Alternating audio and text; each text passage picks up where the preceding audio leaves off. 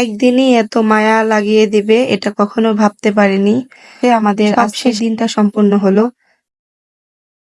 Hello guys, আসসালামু আলাইকুম। স্বর্ণা ব্লগে সবাইকে স্বাগতম জানিয়ে শুরু করছি আমার আজকের নতুন আরেকটি ভিডিও।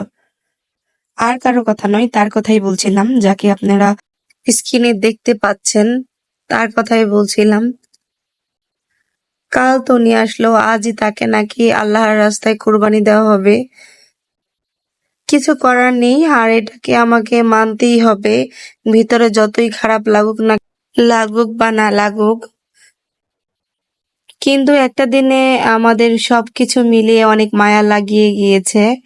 তাকে কিন্তু জবাই করা হবে, এটা বাসার ছোট ছোট বাচ্চারা যারা তাকে নিয়ে ব্যস্ততা সময় কাটিয়েছে তারা কোনোভাবেই মেনে নিতে পারছিল না। কিন্তু কিছু করার নেই। আর এলাকার মধ্যে এই কম বেশি